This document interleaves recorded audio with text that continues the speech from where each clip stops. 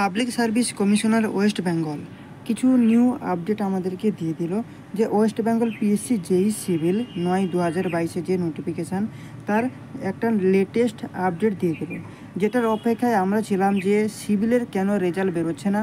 Electrical engineer, mechanical ইঞ্জিনিয়ারদের result বেড়ে গেল, ইভেন তাদের ইন্টারভিউর জন্য পুরো শিডিউলটাও কিন্তু দিয়ে দিয়েছে ডেট বাই ডেট, কিন্তু আমাদের সিভিলের এখনও কিন্তু রেজাল্ট বেরোচ্ছিল না। তার কারণ হচ্ছে কিছু ভ্যাকেন্সি অ্যাড হয়েছে, যেমন সুন্দরবন। কী কী অ্যাড হয়েছে, কতটা ভ্যাকেন্সি অ্যাড হয়েছে সেটা সম্পর্কে আমরা বিস্তারিত জেনে নেব। তার জন্য তোমরা দেখতে পাচ্ছ আমি এখানে অফিসিয়াল ওয়েবসাইটে চলে এসেছি, এবং ওয়েবসাইটে আসার পর এখানে দেখো দ্বিতীয় নম্বরে বলতেছে ইম্পর্টেন্ট অ্যানাউন্সমেন্ট।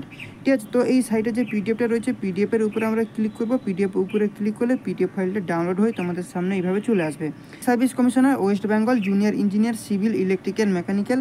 ঠিক আছে, কিন্তু এখানে তুমি দেখতে পাচ্ছ যে সিভিলের জন্য এটা রয়েছে।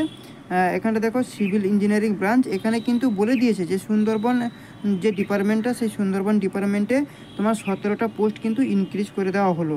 ঠিক আছে, সেই 17টা পোস্টের মধ্যে যারা ইউআর ক্যাটাগরি রয়েছে তাদের 7টা, ওবিসি 3টে, ওবিসি বি নেই।